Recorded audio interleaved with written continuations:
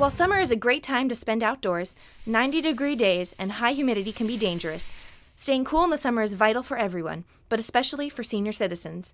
Overheating can cause heat stroke, seizures, or even death. So seniors, because of their increasing age, have certain their body has changed, obviously, in certain ways. So, for example, their ability to notice when they overheat is diminished, and then their ability to compensate for that is also diminished. So, lack of sweating, because it takes longer for them to realize, or it takes the body longer to realize that they're kind of overheating. They have less sweat glands and maybe sweat less. So, that heat is not able to dissipate if their core body temperature is increased. Recognizing the symptoms of overheating can help someone before their condition escalates. There's kind of a couple phases in terms of when folks are exhausted by heat. In the kind of the beginning phases, folks may be dizzy, nauseous, feel weak, may vomit. They may have a slight increase of core body temperature, so 100, 102. Their skin may be kind of clammy, almost like a little bit wet and pale. They certainly feel lethargic. So at that point, that's kind of the first sign. So at that point, drink more fluids, find a cooling center, turn on the AC, turn on the fan.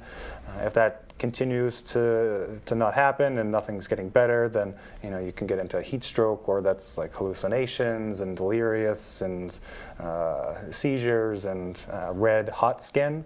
At that point, that's a medical emergency. You should certainly seek a provider at that point. Do you have any tips to help keep seniors cool? Sure. So certainly stay in an air-conditioned environment. If they don't have air conditioning, there are cooling centers here in town. Obviously, increase fluids, so drinking fluids, water, particularly juice, Gatorade, Powerades, those type of products that have certain electrolytes in them, and avoid anything that's kind of super sugary and no alcohol, no caffeine, just because those help to rid the body of fluid that senior needs to have. So there are 5 cooling centers in Arlington open to community members of all ages. For seniors who need transportation, call the Council on Aging. For example, if someone has limited resources, say they can't afford to have AC on all the time, what would you recommend for them?